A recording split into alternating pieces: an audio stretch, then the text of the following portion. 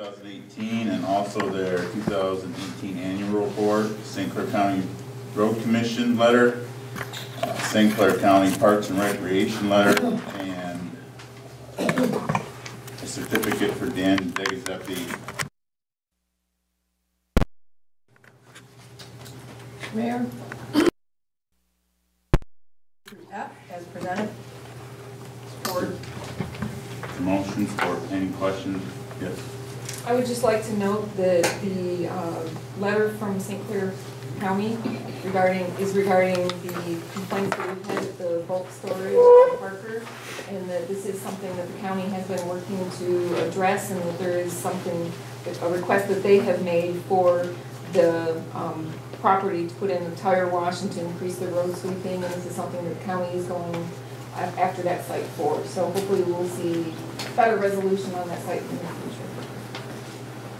Any other questions or concerns on communications? Hearing none, all in favor? Aye. Opposed? Carried. Moving on to public comment. Anyone in attendance is welcome to address the City Commission. Please state your name and address, but please limit your comments to 5 minutes. Yeah, now? Yes.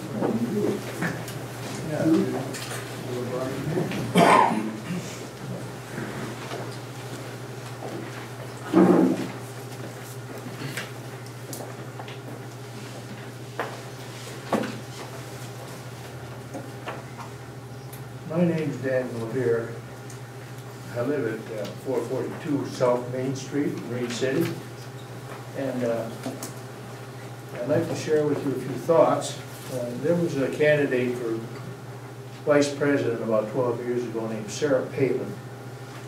And she said something rather profound that I keep in mind. She said, in order to be a good elected official, you must have a servant's heart. And with that in mind, when I voted for some of you on this council, I kept that in mind and looked for that quality. Now, with that in mind, the purpose of my coming here today is to voice my objection to any thought of ever bringing marijuana into the community. I know that, and the first question I'd ask is, if you have a servant's heart, the first thing you should think is ponder. Ponder is to do no harm.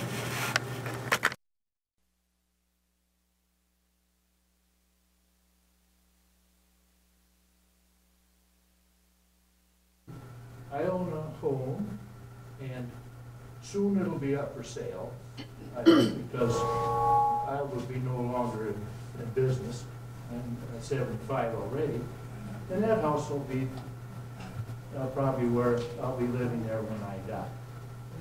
But my estate will go up, and the value of that home will not be as high when it's sold as if we've already become the mecca for marijuana in St. Clair.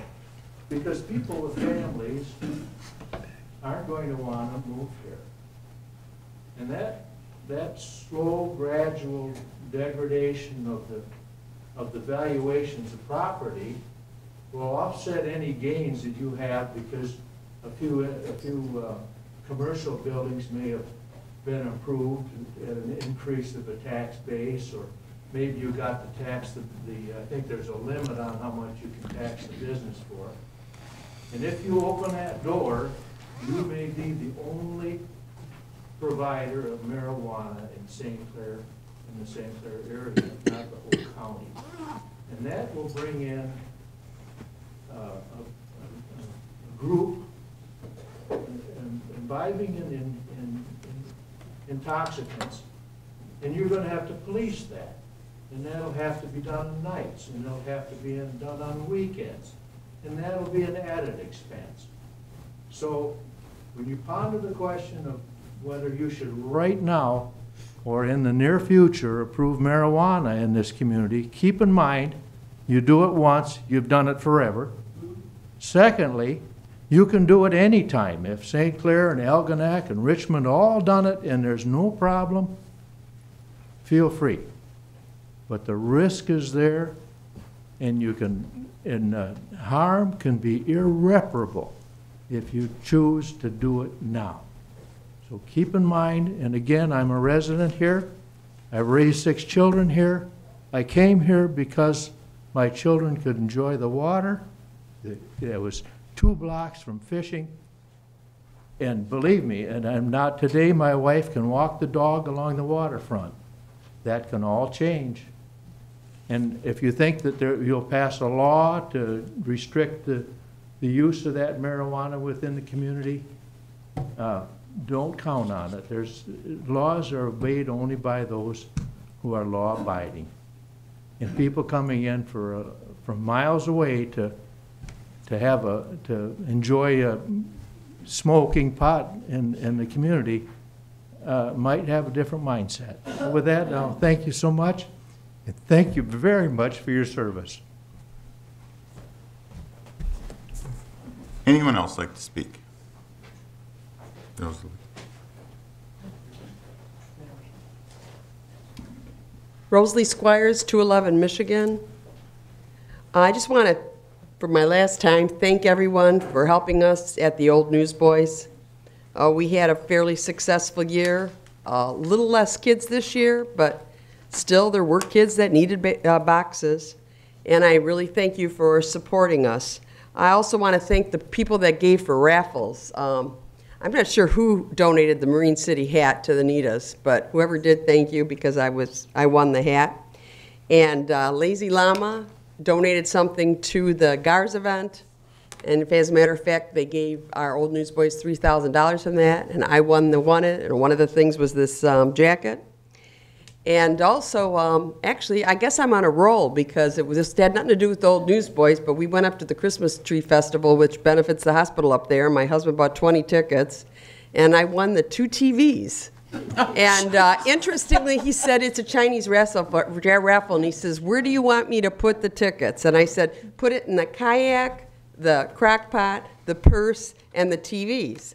And so he said, "The kayak?" I go, "Yeah, it looks like a good present." Well, 23 years we bought 20 tickets, never bought anything. They call us at night that I win the 2 TVs. They had a hard time fitting them in our car. I said to my husband, "Aren't you glad we didn't win the kayak?" So anyway, I just want to thank everyone for supporting our Old Newsboys, and thank you for donating to the raffles, because that does bring revenue in, and when I win, I'm very thankful that you've done it. Thank you so much.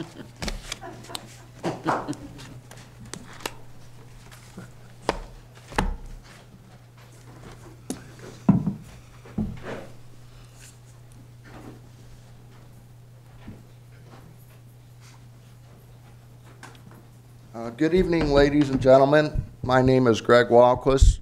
I currently reside at 320 Mill Street, Algonac, Michigan. I am the owner of Pride Builders Construction Company, Home Improvement Company. We've been serving St. Clair County for 28 years. EOC low-income block grants, Macomb County low-income block grants, thousands of general public contracts fulfilled. What we're thinking about doing is maybe locating to Marine City. What we're thinking about doing is maybe purchasing this old church at Main Street in Jefferson. Guys familiar with that property and building? Mm-hmm. You know it ain't never gonna be a church again. It's gonna sit there and deteriorate and blight, and it, you know, it's gonna be something in your side if it's not already, you know. What we would like to do is take over that property, buy it outright, and what we'd like to do with the church is run a resale furniture store out of there. Call it Born Again Furniture, Heaven Sent Decor, something like that. Because we deal with a lot of stuff. We get a lot of stuff in this business. Now, we're a remodel company. We don't have heavy equipment. We don't do new construction. We do remods. So we have trailers filled with tools and vans that are lettered and yada yada. What we'd like to do is take the activity center that's behind that church and open that side wall up with a nice residential door, oversized windows. We can put all our trailers and stuff in there, all our stock. We could also maybe run a little wood shop in the back too, making furniture. This is what I'm putting by you. I know it's zoned residential, but that is Main Street. It's a lovely community. I'm a alma mater, Marine City myself, graduate of '82. I love the town, lived here for a long time. St. Clair County, all over, you know. So we want to better that property. We know it might have something to do with the historical society. Maybe someone sitting here is a member or whatever, can run it by, throw it around, see, you know, if we have to keep it the same, we would. And we will, the basic structure. We want to improve it. There's old painted, single pane windows in the house. It needs thermal paints. It needs a lot of care. We can do it. This is what we do. We can bring that place up looking nice. We did it to a dumpy house in Algonac, right off the River Road. Bought it for $50,000. We're selling it right now for $225,000. Beautiful house. It perked up the whole little area right there. So anyways, we want to do the same. We want to get foot traffic into that Main Street. It's your Main Street. This town actually has 3 Main Streets. It's got Parker right here. It's got the river, the Water Street. And then it's got Main Street that cuts right through town. And the Main Street ain't really being taken advantage of that much. You got the Pride and Heritage Museum. You got Endress maybe on one side and an old printing place on the other corner. You know, we'd be located in the middle there too. We'd keep it residential looking. We'd keep the steeple on the church. Unless over time maybe the city don't want the steeple on there no more because it ain't a church, whatever. We take it down, sell it, whatever. But the outside would stay the same. None of this is set in stone. We just looked at the house yesterday. Found out you're having a meeting today. So we thought we'd run it by all you people and see if we could do that. Being low-keyed in residential, sneak into that back activity center with Pride, front door, resell furniture. It's doing something with that little corner, and we can make it work. I got the technology and everything to keep that building up and to better it and the whole bit. The tree would need to come out. The sidewalks are all cracked up. One of the first things we would do within a few years is pour all new sidewalks there on the streets that adjoin. So anyhow, we want to run this by you before we make an offer. We're kind of excited about it.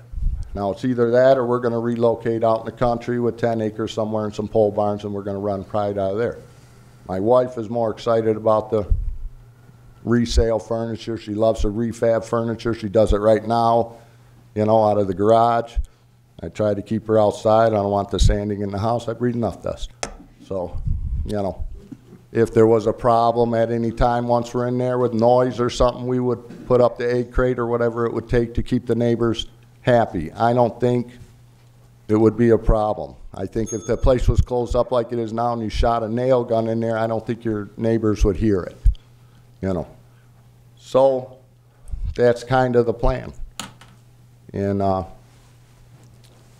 you know, we'd be kind of looking for the city council support, you know, understanding it's residential, and we would keep it looking residential. Worst case scenario, maybe because some roads are widened and they're striped already for that church. It's probably the only reason I could think about it. The other block has sir, and I know my time's probably running out. Yep. But, so just let you know, this is kind of what, and anybody that knows anybody on the Historical Society and can get us information, I can leave my business cards here if anybody wants to get a hold of me.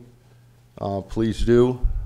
And we would like to move forward with this and, you know, then once we're in there, we would want to fix the damn road because it's a mess at Main Street right between the bridge and the, All right, know? thank you. Anyone else like to speak? Mr. Haas.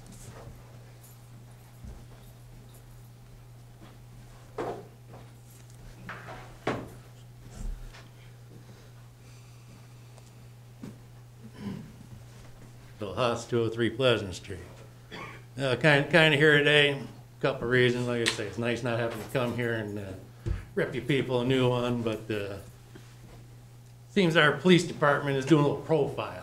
I mean, tinted windows are legal, yes, but you know, lead by example here. You know, there's a big, someone thought I was going to put the picture on. I made a comment about it. Somebody already took a picture of the gray Jeep or whatever's out there. You know, you want to I mean, Jim Heslop, he's grew up here. We all know his history. Those who've been around long enough know his history. He knows who the screwballs are. You know, we don't need, I don't know if the cop's out of Detroit or where the new cop is from. But, you know, I mean, why don't we just sit outside the little bar and wait for people to come out of there? You know, if we want a profile. It's Anita's, any other bar around here, the illegal drug. You know, let's take care of that problem. You know, more people killed by drunk drivers than there are pot smokers anyways. But anyways, and another thing, how is the landlord house inspection rentals and all that kind of stuff coming? You know, I told Elaine and gave him an address. When his house was being rented out, I looked up the other day, it's been about a year. It's still 100% homestead. Now you get, under my understanding, I don't know, I'm not the numbers person, but a homestead and 0% homestead is about 30% more. That means more money coming to the city, more money coming to the schools. How come we're not into this? How, you know, for three, how many years? I mean, I started complaining to the city with the Friends of City Hall. I got another name for them. About 3 years ago. Still nothing. I mean, you know, what's going? You people make money. You know, how we making money when we can't even take care? You know, you got some people cheating the system. Nobody seems to care. You know, the profiling deal. That's, you know, are we going to profile blacks, Mexicans, and Jewish people too? I mean, I don't see no blacks. I don't see no Mexicans or anybody wearing a beanie. You know, I mean, lead by example. The cops want to strip theirs off unless what is it, the prescription from the doctor, what have you. Then great, you know, you ain't above the law. I mean, Marine City Police Department, they're kings in their castle until the MSP shows up to town. And we all know MSP showed up a few years back after the Parker Street police station was built. And, you know, we're having a little too good a time in there. Cost a couple people their jobs, if I'm not mistaken.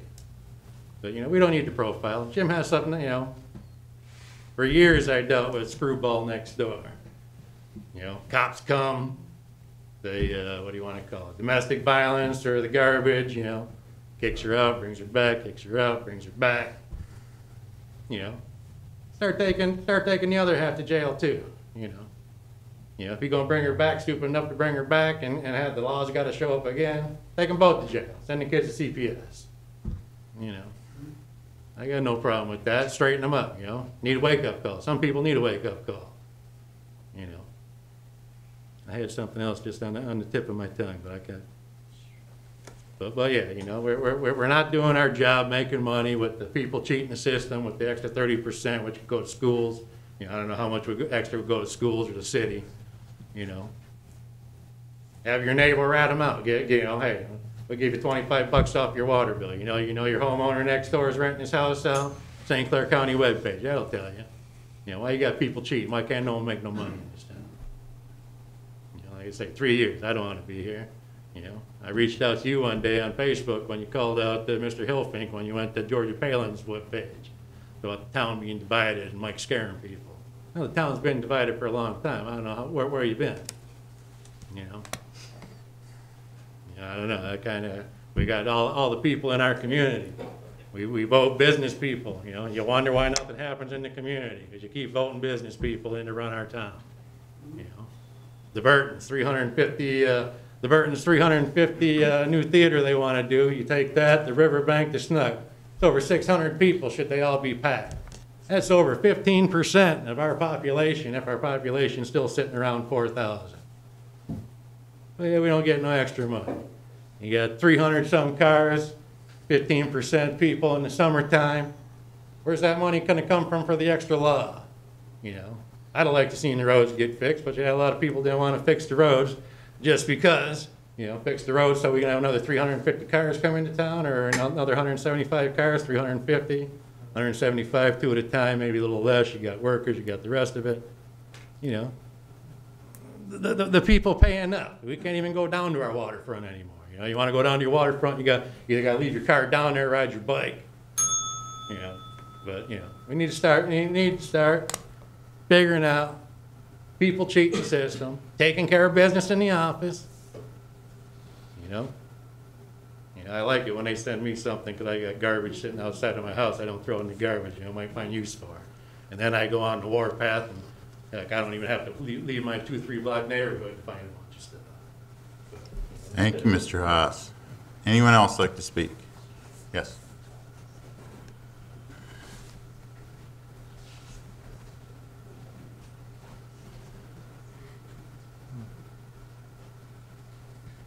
Heather Warner, 345 North Elizabeth. Unfortunately, I don't have anything wrote down, so I'm not prepared. I don't have much to say. I already talked to Mr. Heslop. I already spent time on the phone today with Elaine.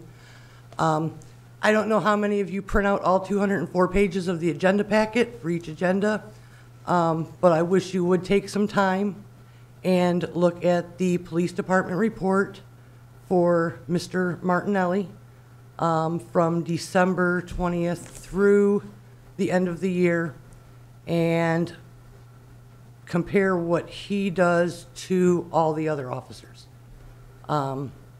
We've made it a goal in life at this point to pull over every car with tinted windows. Understand it's against the law, but I'm sure he can find something else better to do with his time than target all these people, especially since living here for 7 years with the same truck, never a problem. Live in town, work in town, back and forth to work and lunch, come home. Never an issue until we hire this new guy. I understand it's our problem and we'll take care of it the way we need to. Maybe he could focus on watching for people to run stop signs. I'm sure there's a lot of other productive stuff he can be doing. He's working hard. He's definitely working hard. I apologize, and I'll tell you right now, I apologize for what I've caused on Facebook. I didn't mean for it to go the way it went. I turned off my commenting on my post after 2 hours. After that, everybody else ran with it. But apparently, it's not just us that they singled out. Everybody gets a ticket. And then, like I said, icing on the cake today obviously was the Jeep Wrangler with the blacked out windows in the parking lot of the police department today. So, you know, I understand when we bought the truck, we did not know that that was illegal. It came that way. We know now. We for sure know now. And so does everybody else in Marine City. But I really wish this guy could find something else better to do than target every car in town. But we'll keep going until we untint Marine City. Thank you. Anyone else like to speak? Yes.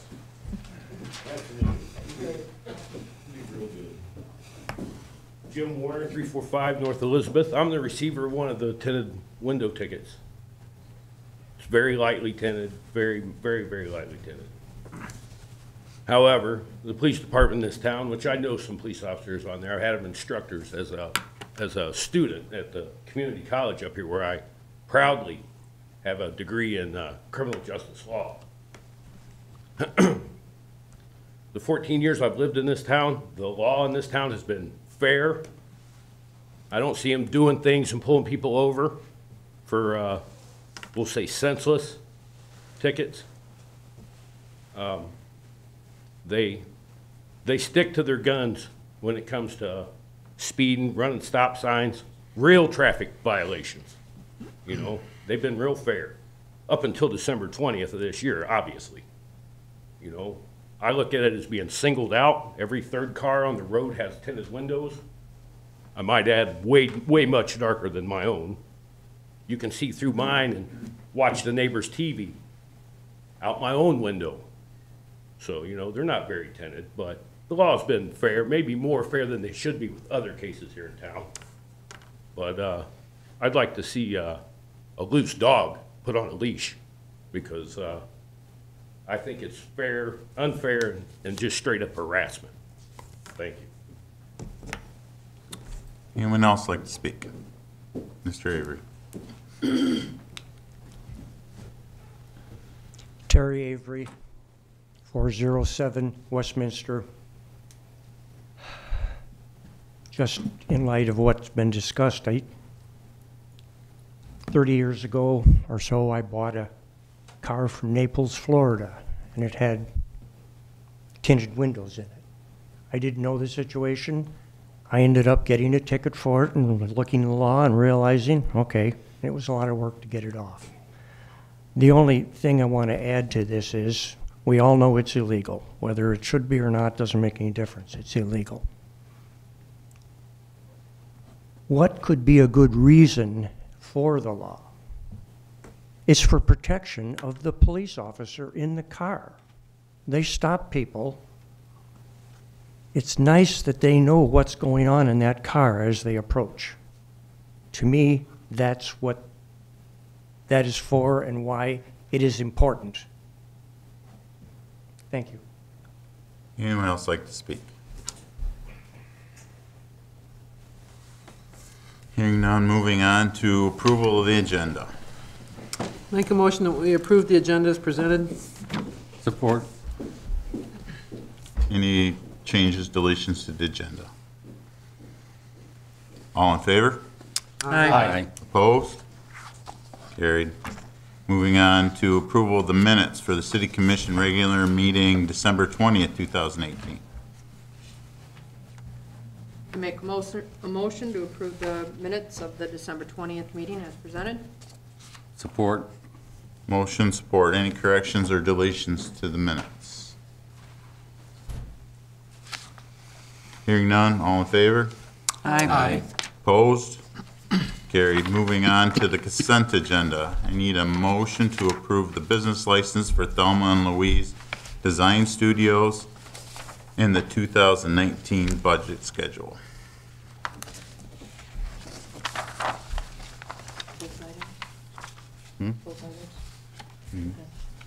I make a motion to accept items A and B as presented. Support. Motion, support. Questions? Lisa. All right, I'm on the budget schedule. Every year, we do this budget schedule. And every year, the commission gets it a week or so before the public hearing. And every year, we want to make changes, but we can't because it's too late. I would suggest, especially since we have a lot of new members on here, the budget is not a cut and dry thing. It's very difficult because things are kind of buried. Your wages and benefits are in multiple accounts. Your stuff is all over the place. I think we need to, especially since we're building a goal-setting session, we need to know a lot sooner what's going into this budget. The same issue happened last year. There were some changes we wanted to make. We couldn't. It was too late. And we're going to get this too late again. You'll have 3 nights or 2 nights of grueling explanation, and then you'll be voting on it just to get out of the meeting to move on. I would just like to see us change the schedule and start moving up so that we start getting some of this, even if it's not total.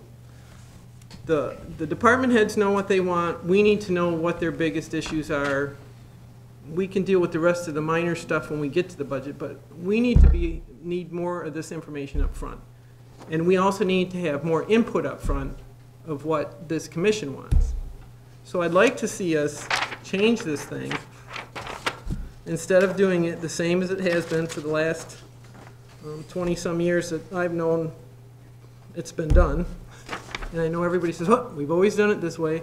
But there's always room for improvement, and I think it's time, since we finally have a new board, we finally have a lot of new people on here, don't wait till the last minute to get this budget and then think we're going to make changes to it.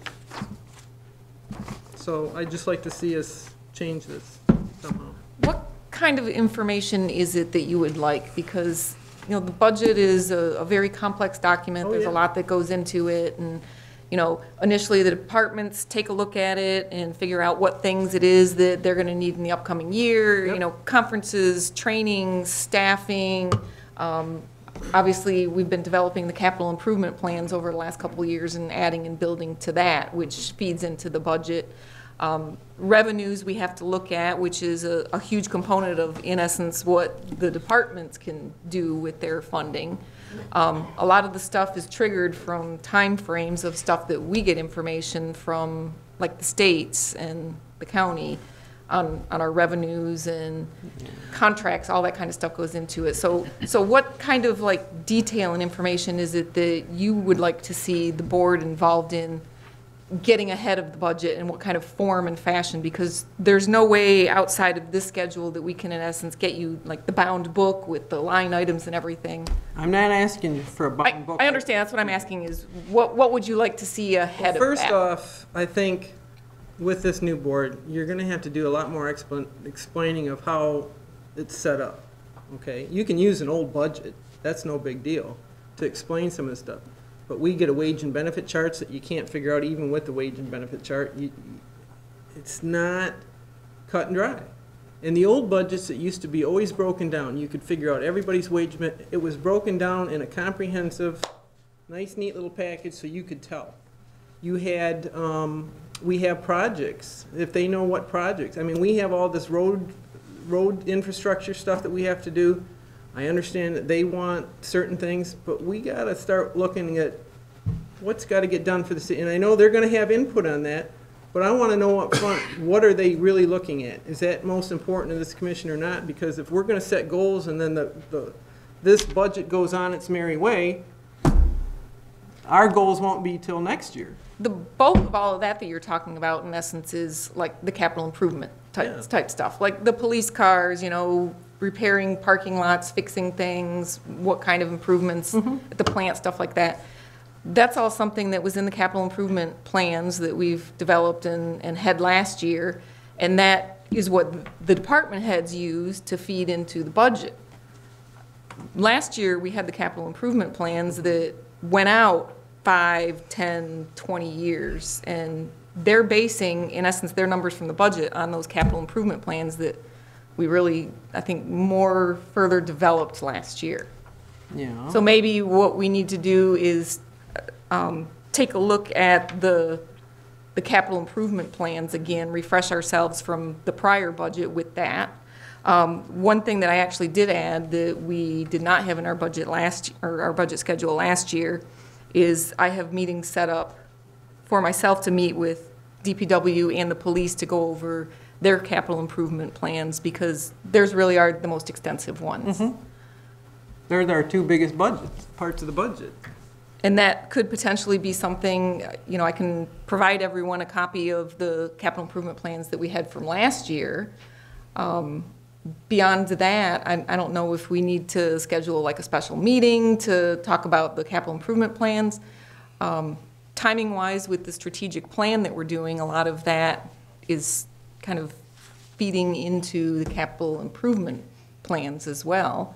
And the commission would be the one that in essence is going to be setting the priorities. To this point, it's really been the department heads through the capital improvement plans that they've been kind of working out those priorities, but obviously scarce funds, it's up to city commission to select those things that are the priorities. Well, and I think there's some changes just in the way the budget's going to be done based on how things are running with the TIFAs and everything else.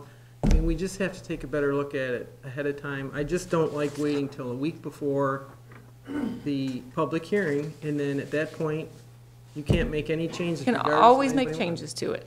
It's just, last year was a bad example of how we did the budget.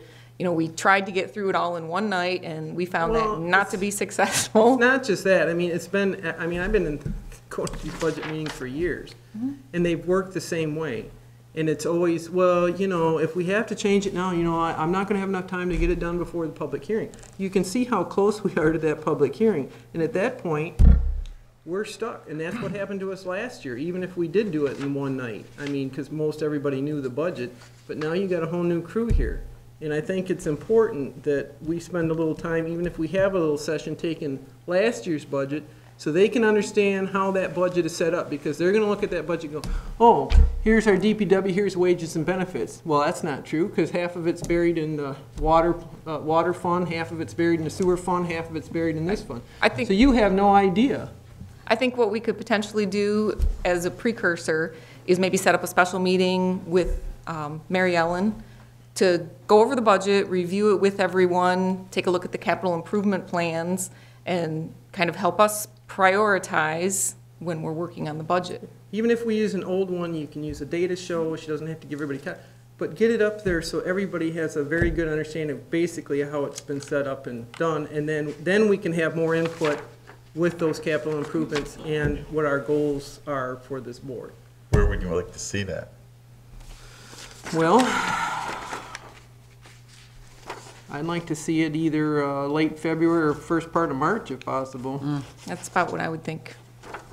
So before, or it'd be after though, she meets with Jim and Mike, then? Well, yeah, those are our two biggest hitters.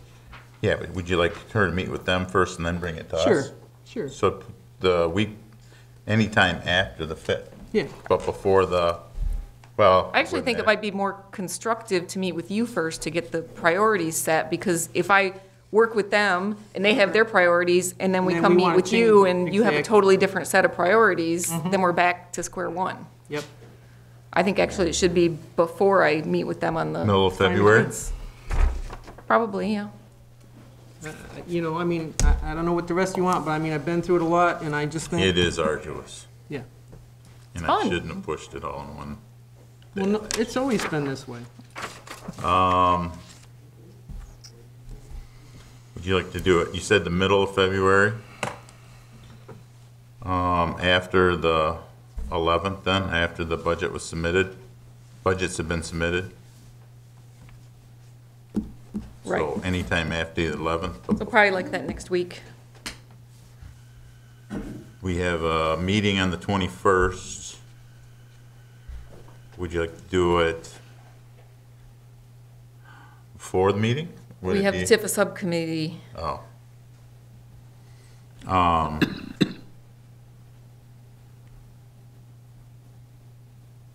We could maybe do it the 28th, our off week. Have a special meeting. Works good for me. What about the rest of the board? You're out of town? Anyone else have any other issues? What about, are you gone for an extended period of time in there? Couple of weeks. Couple weeks? Let's see. What about the week of the 18th? I should be back, yep. So the week of February 18th would work for you? Oh, February gone? February? 18th. Oh, you're gone? How about the first week of March? No? Okay. I'd stick with February then. All right. You can meet the week of the 11th, but I won't be able to be there. You won't be there? No. Oh, I don't want to do that then. no. We need her here. Oh, yes, we do. Sure you don't want to do it without me? I still think, go with the week of the 28th. We can always put some comprehensive material together for you so that you'll have it all. But I just think it would be beneficial. I think maybe what would work best is if everyone can maybe email me their availability from kind of In February? mid-February to mid-March, because we'll need to make sure that Mary Ellen will be able to make the meeting as well. And the fire hall's available. We can meet somewhere else. Yeah. So if you can email me your availability, or actually I should say the days maybe you're totally not available, Okay. All right. and then we'll work on Does that scheduling work for the something. schedule then? Yep. Okay. Works Any for me. other questions on the consent agenda or the budget schedule? Hearing none. Oh, did you say it? Hearing none, roll call vote, please. Commissioner Bryson? Yes. Commissioner Hendrick? Yes. Commissioner Callahan? Yes. Commissioner Clausen? Yes. Commissioner Merchant? Yes. Commissioner Buchanan? Yes. Mayor Vandembosh? Yes. Motion carries. Moving on to unfinished business. We have one board appointment for the Historical Commission. And we have one application, so. Can I get a nomination for Genevieve Prang for Historical Commission? I make a motion to not nominate Genevieve Prang for the seat on the Historical Commission. Second. Any questions or concerns on the nomination? Hearing none, all in favor? Aye. Opposed? Carried.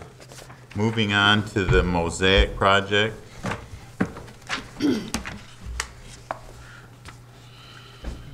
evening, Heather Baltram, Secretary for the Historical Society. Because there are new members of the commission, you've received a lot of information again that has been duplicated for everybody. And we're here to talk primarily about our agreement with the city. However, we wanted the new members to see what the Mosaic was all about, and this is one of them. Now it's covered with a special plastic cover, but this is what will be set into cement in the platforms. And there are 8, they're all ships that were built in Marine City. So I don't know whether we need to keep that up, but I don't know whether the people in the audience want to see it.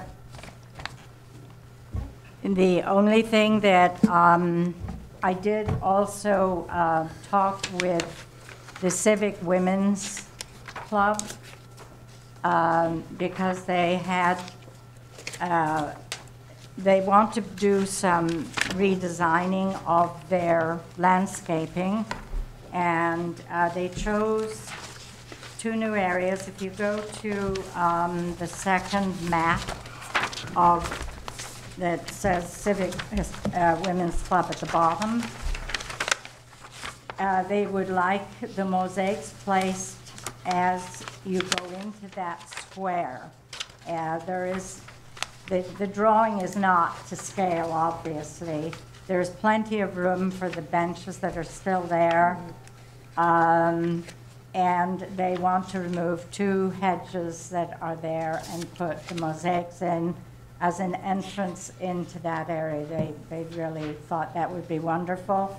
And those were areas that were decided before that would be adequate for the mosaics. The other thing was I spoke with Michelle Boren, who runs Maritime Days. Mr. Ittrich had advised me that Nautical Mile Park, there were no objections to where any mosaics would go, providing, of course, it was all right with the city. And so I've left them where they were. They, according to Michelle Boren, they will not interfere with the tent or anything during Maritime Days. I was concerned, you know, if they were parking vans or something in some of those areas. She said she would prefer that the mosaics be there anyway, and the vans can go elsewhere. So that was her opinion on that. So there's nothing, there were no other changes other than we were to discuss the installation and maintenance agreement. Mr. Davis, does anybody, do the commission have a copy of this or not? Yes, they do. Okay. They have a prior version and they have a version dated today. Okay. Now, I don't know whether you received the last update or whether I don't have the latest one from you. I receive your emails every morning. Okay. Sorry. Anyway, at 12. I look forward to them. At 12:34, which actually was the afternoon then, I did ask if you could change the sentence in item number 4. Let's see, where did I put this? Which is under removal. The last sentence, did you get that? I did.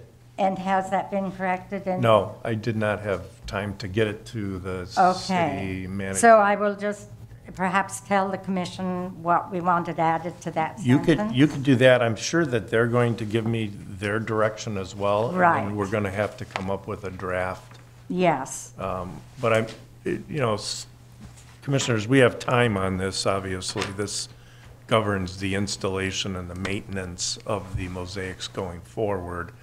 It's essentially an agreement that Heather and I have been working on, wherein the installation costs will be borne by the Historical Society, and then going forward, maintenance and installation and follow-up, including yearly coatings and sealings, positioning the mosaic, maintaining its appearance, will all be borne by the Historical Society.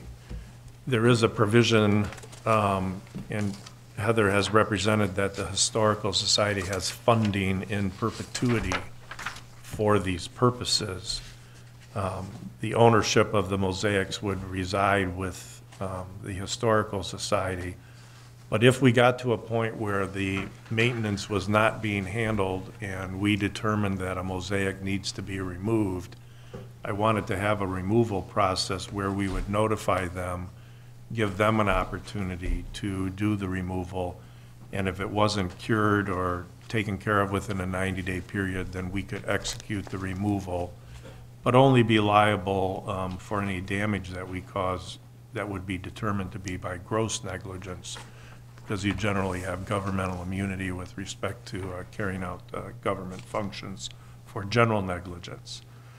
And that was where we kind of left off, and I thought this evening I would hear from commissioners. I know that I have to include in here that the Historical Society would maintain the landscaping around and surrounding these mosaics, because I know she wants them strategically placed in areas where there will be landscaping. So we want to also have the right to verify that funds remain available. So we have to have a provision in here that we can say, hey, show us proof of funds for the next 3 years at any given time, because this could be a long-term project. Now on the removal, that's removing the entire Yes, footing included. correct. Okay. So I know there's a few other provisions. If you look at paragraph 5, you can request from the Historical Society proof of adequate and continuing funds to meet and satisfy the maintenance obligations at any time you feel that that's becoming an issue. And Heather, I do have your one change, which I can add into this. But that was the intent of the agreement, just to govern the relationship between you and the Historical Society with respect to these being installed, footed in, maintained, sealed each year with the special coatings, and looking good into perpetuity. So, Lisa? So how many total are you still talking? We're talking about up to 8. Okay, so let me go through. So in Broadway Park, you nixed the one that was over by the mound, and you're only going to do these 2 over here? Yes, we can't put them by the mound because Mr. Etheridge explained to me that all the electrical was in that corner mound. It would have been nice there, but, you know. These 2, though, are right, I guess, my concern is that almost all of these, except for maybe 3 of them, are right next to trees. So you're gonna be deep into, some of them are very big trees with a lot of roots, and some of them are smaller trees with. Well, we'll have to test the depth that we have and what interference there would be. We don't really want to cause any problems for the trees, obviously. Yeah, but with that size of a footing, you know, it's a big footing, so you're talking a lot of space, especially on all these smaller trees. This particular one, there's already plantings in there. What happens to those plantings that are there? I spoke with the garden club, and I said, in order, because we're putting them the mosaics closer to the edge of where the landscaping is. And I explained that we might have to move some of their plants and put them further back, and they had no objection to that. They said, you can move whatever you would like.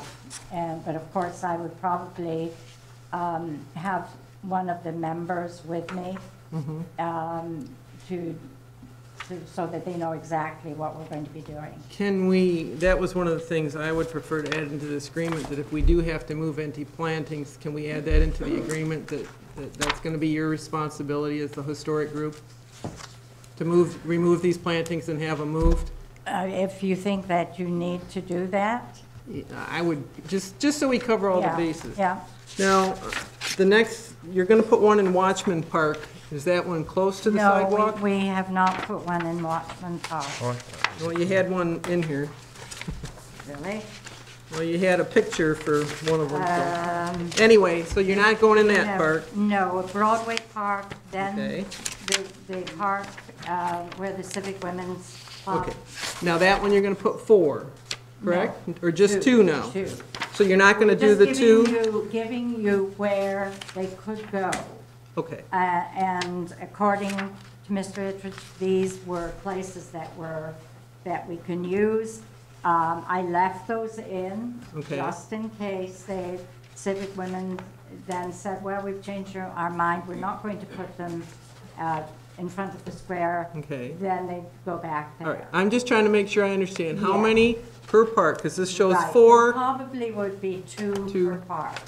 2 per park there. All right. And I take that back. There could be up to 3 in Drake Park, and it depends on. Okay, let me get to that one. We have 3 locations in Drake Park. Okay, this one here, yes, that's where all those horrible bushes are, so that's no big deal. Yeah. This one here, I think we have plantings and we have some posts. So are you going outside of the posts? Are the posts coming out? I know, no, they don't have to come out. Okay. Wherever we're putting them, I don't remember the posts right now, but. I think they were in the pictures. Okay. I thought I saw them in one of these.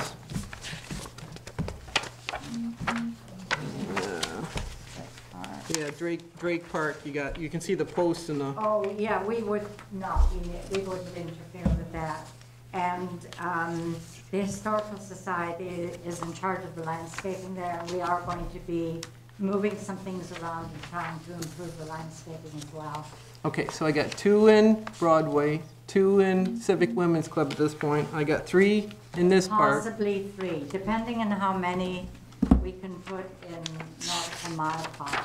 Okay, now Nautical Mile Park is the worst one for me because that's right smack between those 2 small trees, which is going to be a real detriment to their root system. Well, isn't there any place else? I mean, we don't. Yeah, we according to Mr. Ettridge, we could go, a number of places there. Now, if you look at the trees to the south side, those are actually very small trees. I don't know whether they're crabapple. Yeah. I'm not sure how wide their roots are, but there's a fair distance between them compared to the size of our mosaic. We can test it to see. And if it didn't work there, then we could say, okay, and come back and say to you and say, we think we better move it outside of that area. Crabs have, vast root system on top, toward the top of the ground. I know, I'm just concerned because it's the only places, we don't have a whole lot of trees in that park, but those are the only ones, and we wouldn't want to ruin any trees. I agree with you entirely on that score. And so if we find that in any of these places that we're going to have a problem with tree roots, we will come back to you and say that spot isn't going to work. Here is another spot, there are no trees, and we can go from there. How many footings were you thinking about putting in on the first base? What we want to do, because cost-wise, we need to do as many as we can at one time. So the cost drops dramatically if we can do them all at once. Now, we may find we can only do 6. We would like to try and do a minimum of 6 at one time.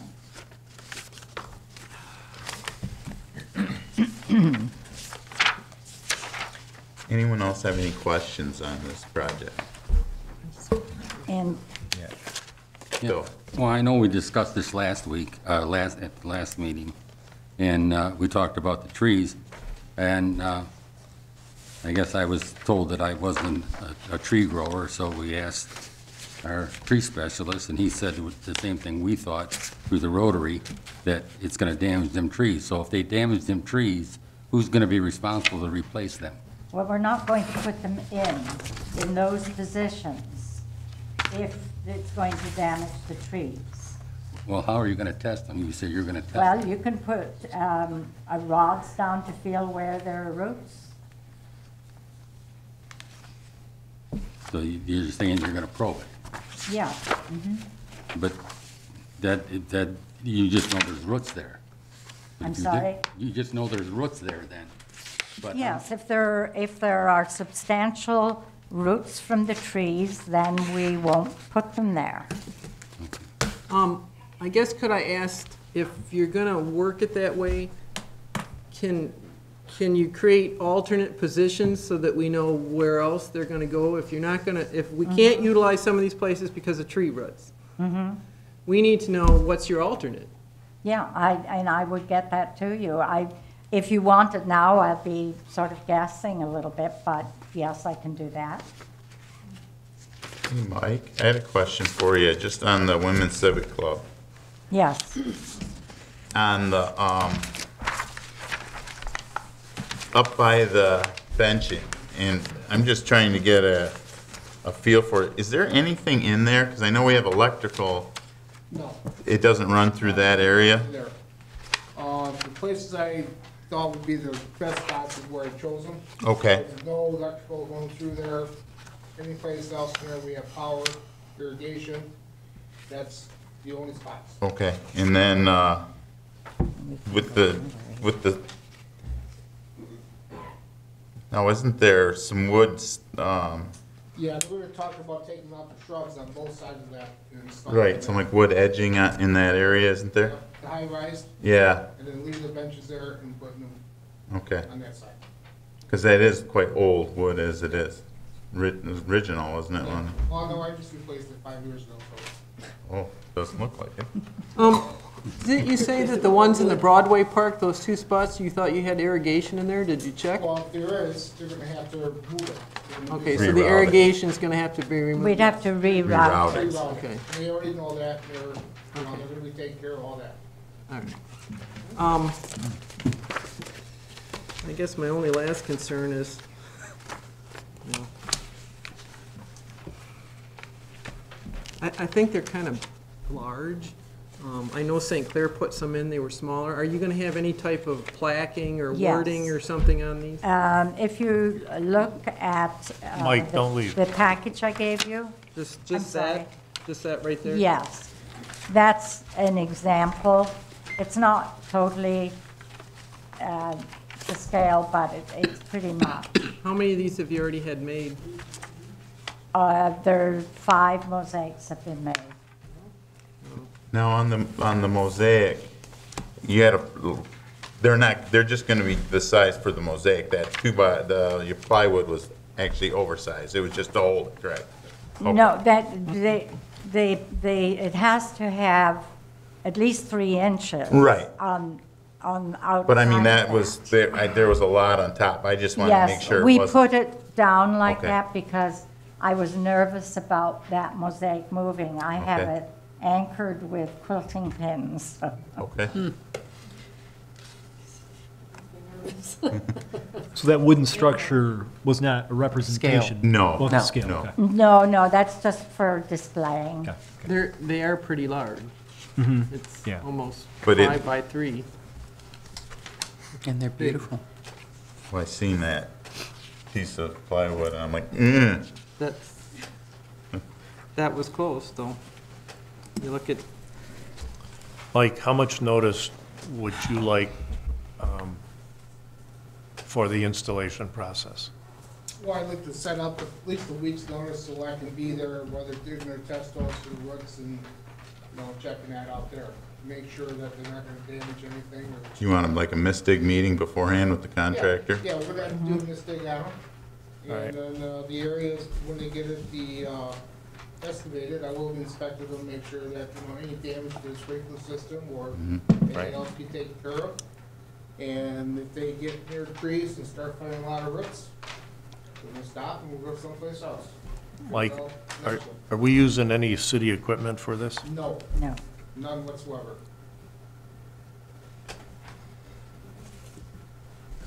Okay, thanks, Mike. Anyone else have any more questions? Do we know a specific time that the Rotary Park would do the testing? Well, nothing can be tested until we're leased into late spring, I would think. The ground, depending on how our winter goes, is probably going to be pretty well frozen. So we're not planning on, rushing before spring to do anything. We have to do all of this checking first. And then the contractor that's putting in the cement slabs, I have to work around his schedule. You don't put these things in unless the temperature has been at a certain temperature for a certain length of time. Right. They were aimed at stuff until late April, early May. I mean, At the yeah, earliest. at the So across the earliest. solid ground, on right conditions, you can't force it to the ground across. So, Well, I know that during one of the festivals that they had for, it was the barbecue, and actually they dumped the coals in the Rotary Park flower beds. yes. What was that, to warm it up? Well, we won't be doing that. No, I didn't say you, but you got your stuff there, and if they dump it, we've had problems with that already, so. No, we won't be doing anything that we're not supposed to do. Well, are you gonna need more time to get the agreement done? Yeah, we'll bring another one back next, Okay. next meeting. But or- is there any more questions? Yeah, do for you have any other Heather comments? on the actual, not the legal end of it, but the mosaics or the footings? Should we table this till the next meeting? Well, it has to go back for finish, to make sure we have a final copy on the, so it's good for both sides. So everybody's got their wording in it. Okay. I understand. So everybody's good on the questions for the mosaics and placements? yes. Okay. Thank you. Thank you. Okay, Moving on to new business, introduction and first reading of ordinances. Ordinance number 2019-001, general ordinance, merchandise and materials on sidewalks, traffic and motor vehicle parking, storage of commercial vehicles, health and sanitation nuisance, grass cutting, building regulation, and construction.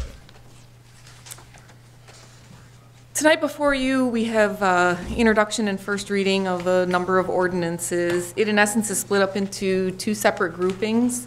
The first section is the general code ordinances, which are under the purview and jurisdiction of City Commission.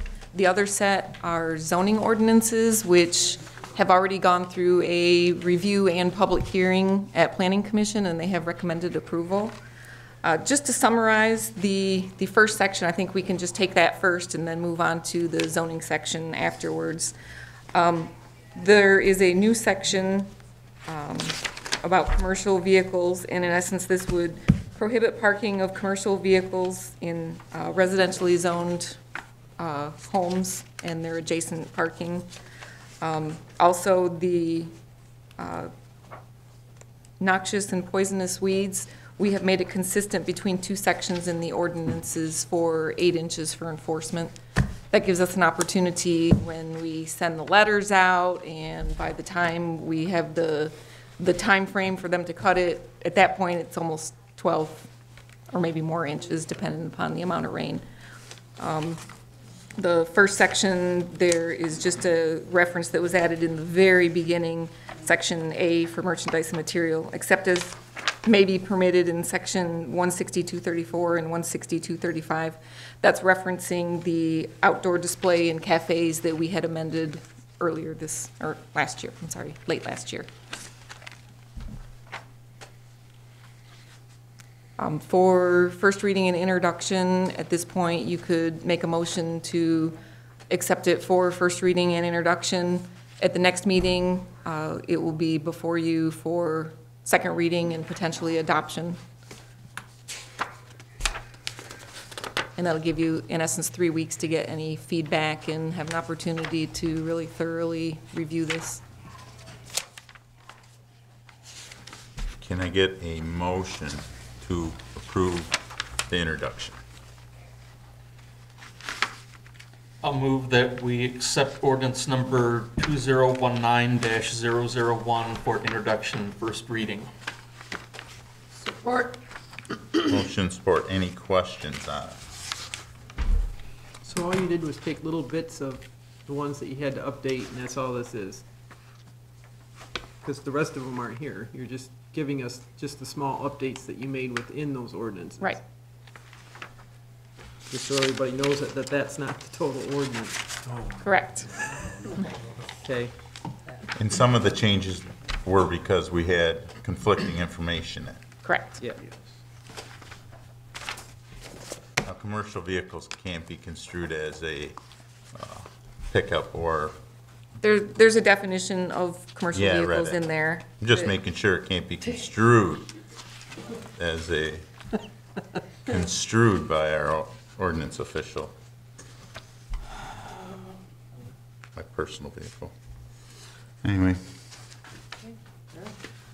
Any other questions or concerns? Well, I guess on that particular one, that you're only talking if somebody's parking in front of their house or in their driveway or they're running it. So people don't have to worry that if they got a contractor over and it's parked out in front of their house, that's not going to be an issue. You can just hear that one right now.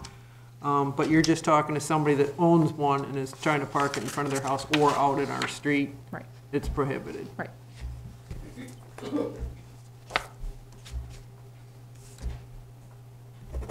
Anything else?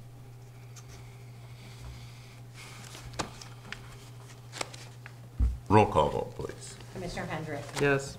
Commissioner Callahan. Yes. Commissioner Clausen. Yes. Commissioner Merchant. Yes. Commissioner Hammond. Yes. Mayor Vandembosch. Yes. Commissioner Bryson. Yes. Motion carries. Moving on to the zoning ordinance portion. I can go through this in a little bit of detail just to kind of give you a general idea of what's changing. I think that'll probably be helpful. The first thing is that we are, in essence, adding the nautical mile district outline to our zoning map and expanding it a little bit more from the previous district. So initially, when the nautical mile district was set up, it was set up as the DDA district, which later became the Tifa District 1 downtown. The expansion of this would take it around the corner on Broadway over to the bridge. For the next section, which is the adult foster care, this is something that, in essence, is coming out of state law and the Zoning Enabling Act and some court decisions. This is things that the state law allows for us to have. It's something we have not had in our ordinances. I know that there have been some other changes that have occurred right at the end of last year that may precipitate some further changes. I have not had a chance to have the planner take a look at these yet. I don't know if there will be any changes that will need to be included, but this is at least a step towards getting more compliant with the state for allowing these type of businesses. And as I said, it's an adult foster care. And there are all the definitions and everything that go with that. On page 11 is a planned development. This is a type of development that is allowed through the Zoning Enabling Act.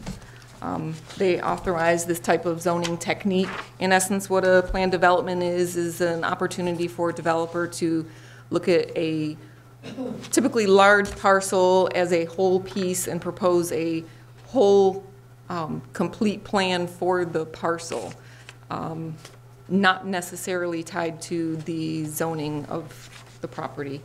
I don't know how much familiarity you have with it. Well, it's what you might recall as a PUD development area where. We haven't really had that here. Yeah, I don't see it applying, but you take a large tract of land and away from what it's zoned, you can have little zoning pockets within it through a PUD agreement with the community. So it becomes, it can be a combination of uses that might not otherwise be allowed in that zoning box, but are allowed under a PUD contract. And, you know, sometimes they really benefit. They're very beneficial development plans. And it's in the Zoning Enabling Act, and it should be in your zoning ordinance. I just don't see boxes in your community where you're going to get room enough to do a traditional PUD. So a traditional PUD might even, you know, could be starting with retail feathered into multiple, then some single, and with a retirement, you know, facility, that type of thing, all rolled into one box. It's in essence a mixed-use development. Mixed-use plan, PUD, you've heard those terms before. I know, Bill, you've heard those terms. So that is a completely new thing to be added into the zoning ordinance. But you have to add it. So page 20, this is just something to make the proper cross-reference per the Zoning Enabling Act for the public hearings and notices for meetings. Continuing on to the next page, those are Zoning Enabling Act changes to be in compliance with the state law as well. Conditional rezoning is another thing similar to the PUD, where it's a type of zoning that we don't currently have in our ordinance, and it is something allowed through the Zoning Enabling Act. And you have to have that now. It's, do you remember the years when you were in a rezoning, it was, you run afoul if you ask the applicant, well, what do you plan to do there? Because that's not the issue on a rezoning, it's just the rezoning. Well, that controversy went on for years, and then finally the government said, we should have contract rezoning, where applicants are allowed to propose a contractual relationship for the rezoning, where they not only ask for the rezoning, but promise what the use will be and what the use will not be. And that became known as contractual rezoning, and now it's conditional rezoning. You have to have it in your ordinance now because it's authorized by law. And then the next place is page 26. These, once again, are Zoning Enabling Act changes for the ZDA and how they function. Page 27 for accessory buildings and structures, starting at the bottom of the page, and then a couple references on the next page. These just, in essence, clarify the need that permits are required for accessory buildings and fences. It wasn't really very clearly stated in our ordinances, so we wanted to make sure that it was very clear to understand. Page 30, the changes for the site plan review. This establishes an administrative review of a site plan for small projects. I'm talking things similar to like the size of a garage or something like that. And it outlines the procedure for construction changes. So if you have an approved site plan, you get into an issue with construction. A building for some reason can't be. You don't have to go all the way back through a new site plan. It can be approved administratively. which is also new and should be in your ordinance. And then we get on to page 36. This places the authority for flexibility for unspecified uses, for when you get into the use districts, for permitted uses, if there's an issue for something that is not already in the ordinance, it would go to Planning Commission for determination. Same with special uses, it would go to Planning Commission for determination. And then accessory uses and buildings are only permitted if it's incidental to the permitted principal uses. The next thing is on 37, home occupation. It's a bit of a streamlined process. And then page 40, we are just correcting a contradicting footnote for side yards for the waterfront marina district. And that's kind of a summary of these changes for the first reading and introduction for the zoning ordinance portion. And as I mentioned, this was reviewed by Planning Commission. They held a public hearing and they have recommended approval. A majority of your zoning ordinance changes are required.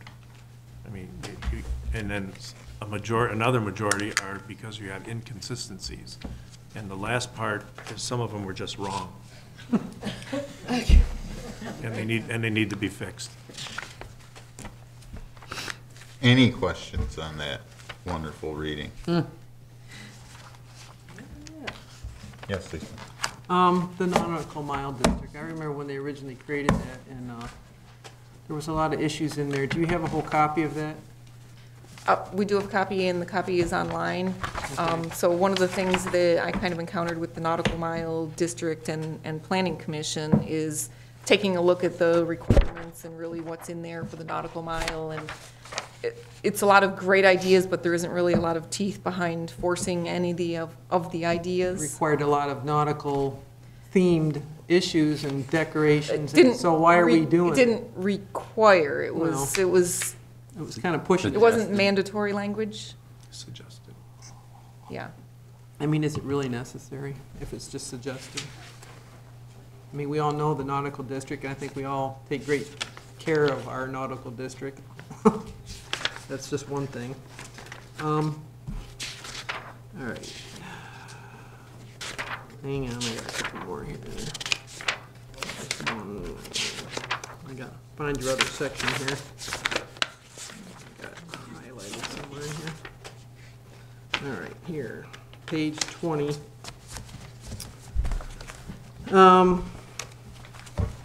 You got a section in there, public hearings and notices, and it says, you know, upon receipt of an application, blah, blah, blah, with notice as provided in section 160.305.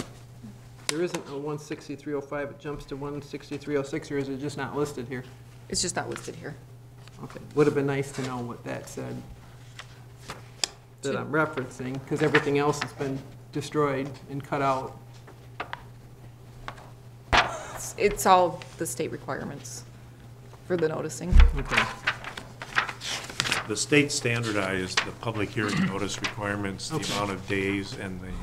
Yeah, it just would have been nice to have seen it And actually, again, some so- of yours were just wrong. I mean, they had the wrong amount of days, not enough days.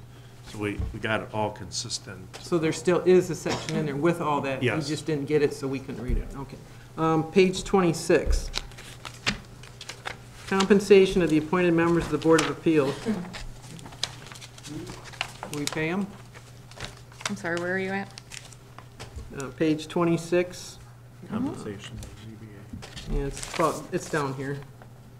Okay. Where's the bottom?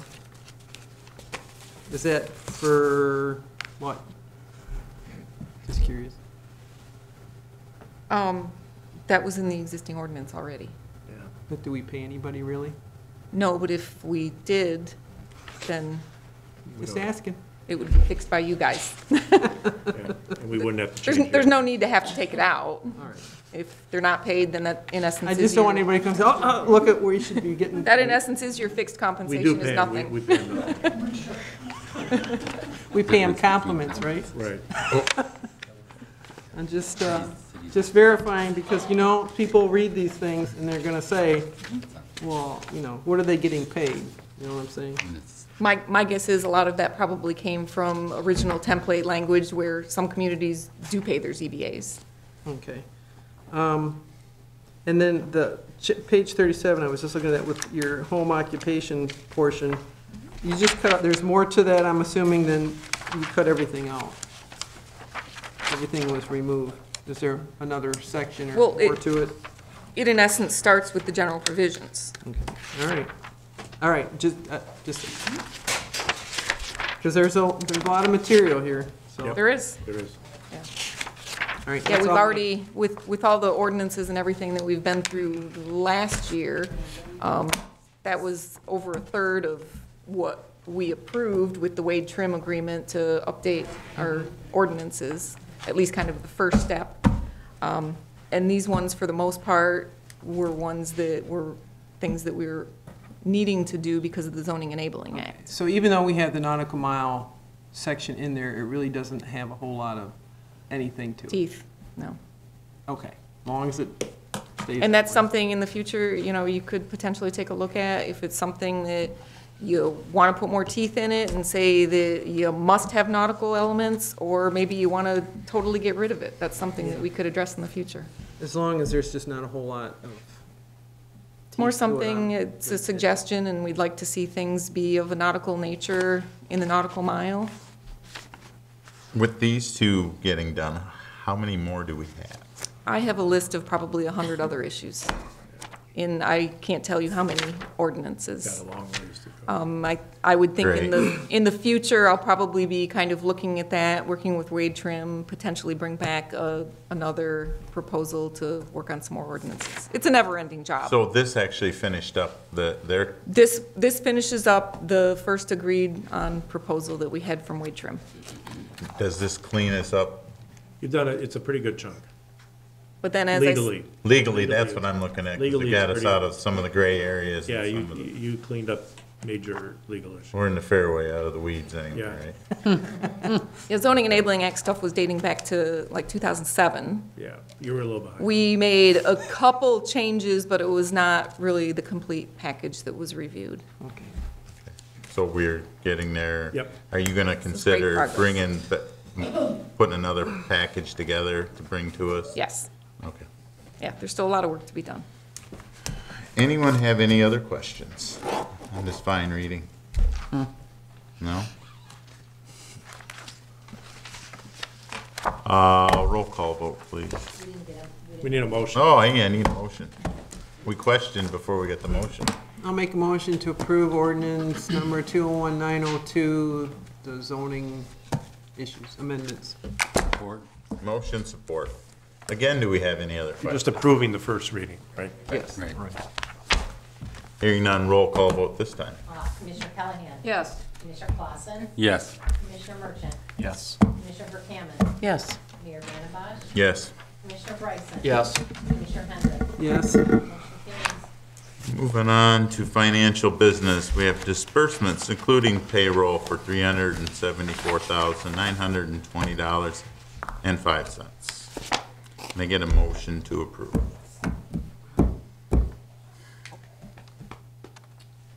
Come on, people, we gotta get out of here. Go ahead, Mr. Merchant. Mr. Merchant, go ahead. Make your first motion. Make a motion to approve the amount of $374,920.05 for total expenditures. It was important that your daughter's here too. I know. Support. His first motion.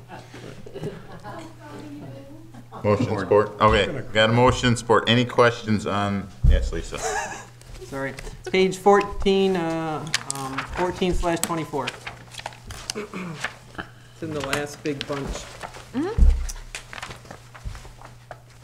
First one, costs related to damages to a window at 312 South Water Street related to a city mowing activity, $385. What happened? So there was mowing going on at the park across the street. I don't know where we're at.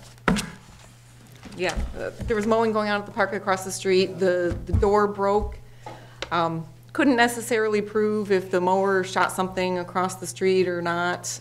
Worked with the attorney and the insurance agent, and this seemed to be the best option was to pay the invoice. And we got a release. Okay. Yep. That's it. Motion almost failed. That was close. Any other questions? Roll call vote, please. Commissioner Clausen. Yes. Commissioner Merchant. Yes. Commissioner Buchanan. Yes. Mayor Dannebash. Yes. Commissioner Bryson. Yes. Commissioner Hendrick. Yes. Commissioner Callahan. Yes. Motion carries. Okay, moving on to preliminary financial reports. Need a motion to approve. I make a motion to approve the preliminary financial reports. Support. Any questions on these? Hearing none, all in favor? Aye. Opposed?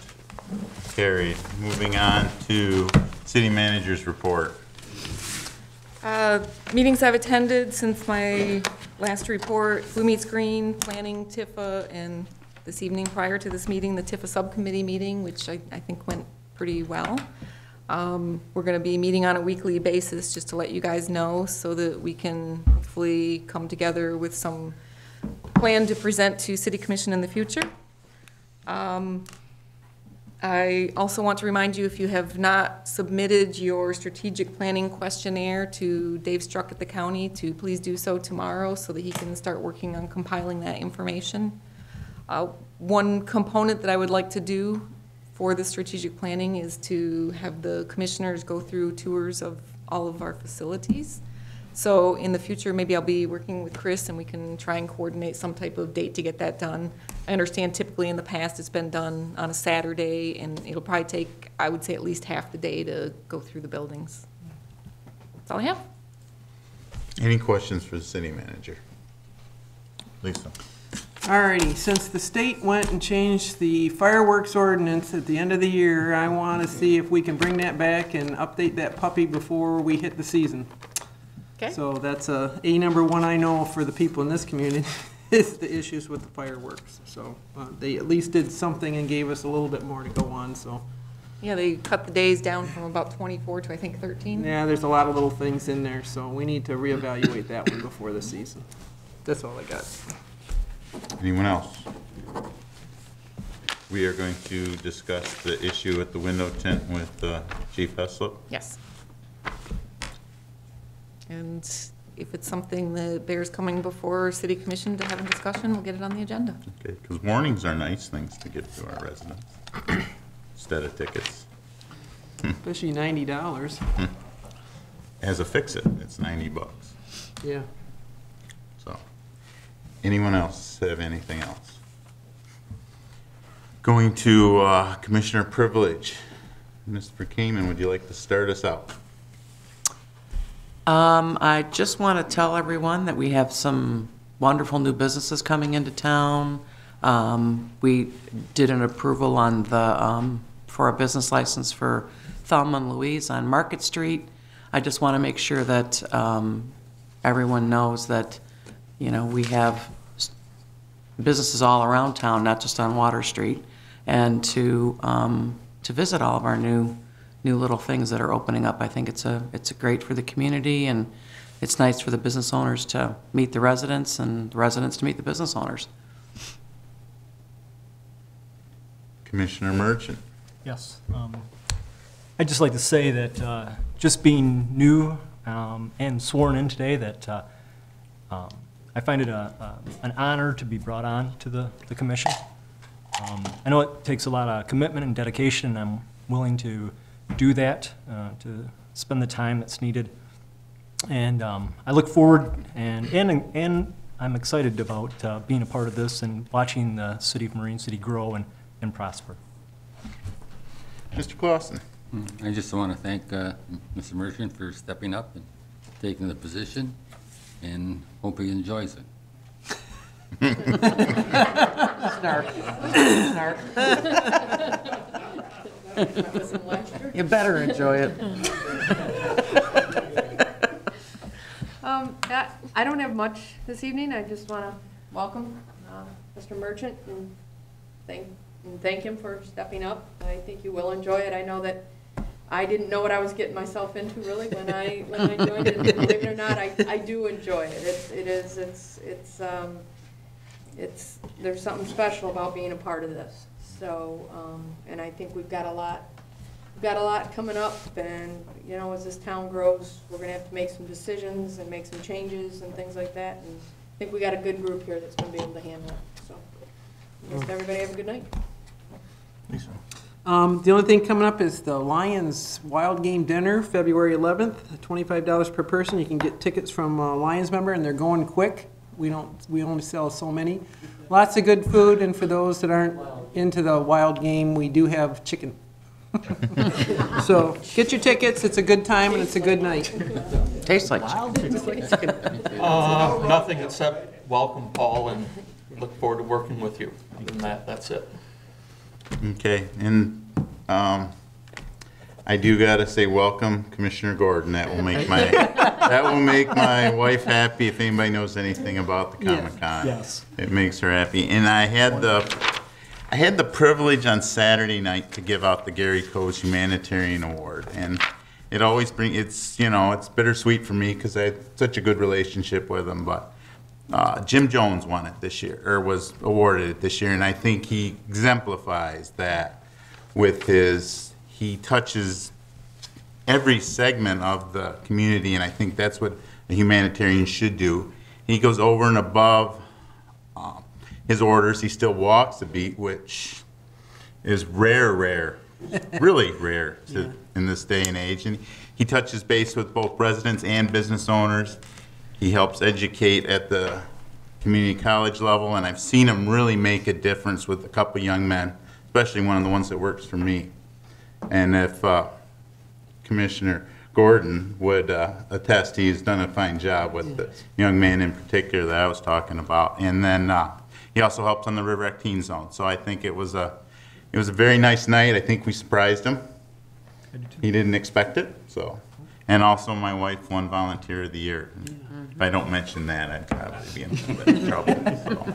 I think she's done a lot. She works for the Lions, so the fire department, River Act Teen Zone.